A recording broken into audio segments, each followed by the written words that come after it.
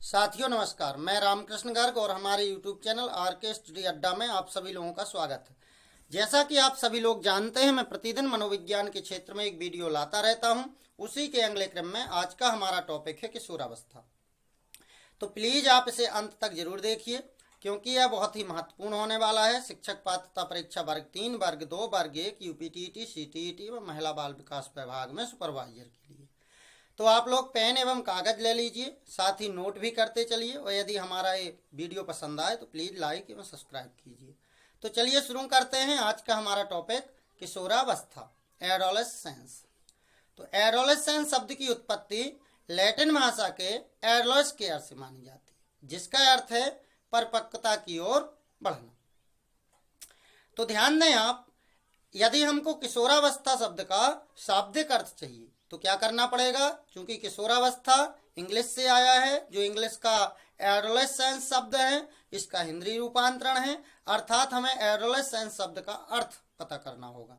जो एडोलेसेंस शब्द है, इसकी भी उत्पत्ति लैटिन भाषा के एडोलेसियर से हुई है। तो एडोलेसियर का ही अर्थ पता कर लेने से हमें किशोरावस्था का अर्थ पता चल जाएगा।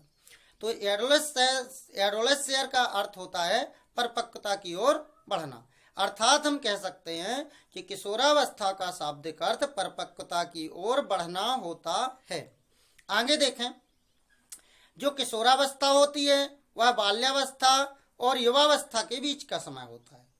बाल्यावस्था का समय आप लोग जानते ही हैं, लगभग 11-12 वर्ष तक होता है। और जो युवावस्था है उसका भी समय आप जानते हैं, लगभग 18-19 वर्ष के बाद होता है।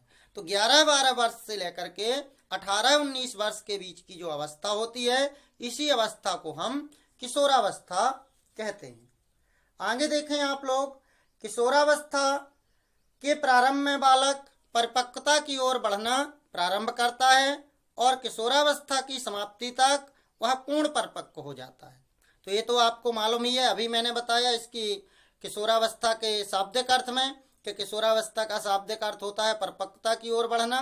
वही संकेत यहाँ मिलता है कि जैसे ही किशोरावस्था प्रारंभ होती है तो बालक भी परिपक्वता की ओर बढ़ना प्रारंभ कर देता है, और जैसे किशोरावस्था पूर्ण हो जाती है तैसे ही बालक पूर्ण परिपक्व हो जाता है, अर्थात बालक में परिपक्वता आ जाती है। आगे देखें किशोरावस्था के भाग। तो किशोरावस्था के दो भाग होते हैं, पहला पूर्व किशोरावस्था और दूसरा उत्तर किशोरावस्था। चलिए पहला देखते हैं।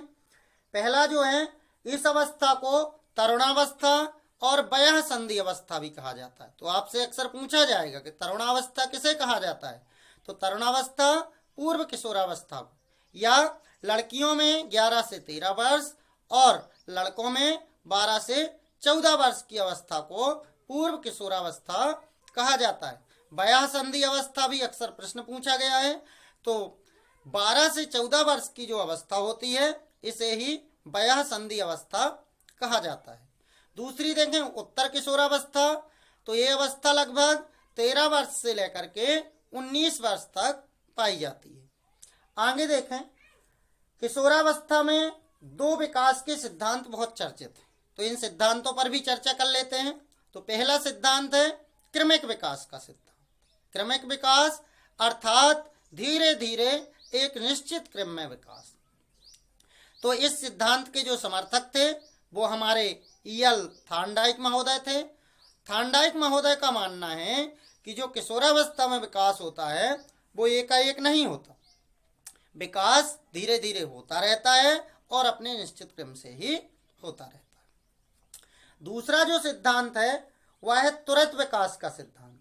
त्वरित विकास का सिद्धांत अर्थात किशोरावस्था में जो विकास होता है वो अचानक और एकाएक होता है, एकदम से कुछ परिवर्तन आता है और सीधे बालक का विकास हो जाता है। तो ऐसा मानने वालों में स्टैनले हॉल प्रमुख। कौन है? स्टैनले हॉल महोदय प्रमुख है। तो आप लोगों से पूछा जाएगा कि त्वरित विकास का सिद्धांत किसका है, तो स्टैनले हॉल महोदय का है। आगे देखें, आगे हम लोग चर्चा करेंगे किशोरावस्था की कुछ खास परिभाषाओं पर। किशोरावस्था से परिभाषाएं भी अक्सर पूछी जाती हैं। वर्ग 3 में 2011 में बहुत सी परिभाषाएं पूछी गई थी, चूंकि अभी वर्ग 2 में नहीं पूछी गई हैं, लेकिन फिर से यदि वर्ग 3 की परीक्षा होती है तो किशोरावस्था की परिभाषाएं पूछी जाएंगी। तो यहाँ पर ध्यान दें, किशोरावस्था की जो पहली परिभाषा है वह है रास महोदय के अनुसार। रास महोदय क्या कहते हैं? तो रास महोदय कहते हैं किशोर समान सेवा के आदर्शों का निर्माण व पोषण करते हैं। तो इन्होंने किशोरों के महत्व का वर्णन किया है, किशोरों की तारीफ की है कि जो समान सेवा के आदर्श होते हैं उनका निर्माण कौन करता है? किशोर करते हैं और पोषण करते हैं। तो रास से याद रखना है आदर्शों का निर्माण। वैसे यदि किसी के अच्छे आदर्श हों तो वो सबको रास आते हैं, तो अच्छे यहाँ पर आदर्शों का निर्माण और पोषण, इससे याद रखना है रास। तो किशोर क्या करते हैं? वैसे समान सेवा करना भी लोगों को रास आता है, आदर्शों का निर्माण भी रास आता है। तो इससे आप ध्यान रखेंगे कि किशोर समान सेवा के आदर्शों का निर्माण व पोषण करते हैं। अगली परिभाषा देखें, बहुत ही महत्वपूर्ण परिभाषा है, हरदम पूछी जाती है। तो स्टैनले हॉल महोदय के अनुसार है किशोरावस्था संघर्ष, तनाव, तूफान व विरोध की अवस्था है। तो इसको इस प्रकार से याद कर लेना है। स्टैनले हॉल बड़ा सा नाम है, तो यहाँ पर देखें 3-3, 4-4 समस्या बता दी गई। संघर्ष, तनाव, तूफान, विरोध। संघर्ष, तनाव, तूफान, विरोध।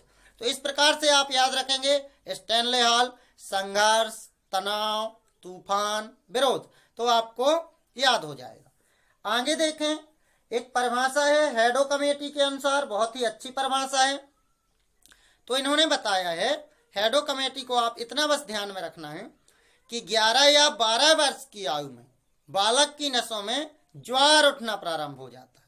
मतलब बालक के अंदर से एक ज्वार उठता है, एक विशेष प्रकार की ऊर्जा निकलती है।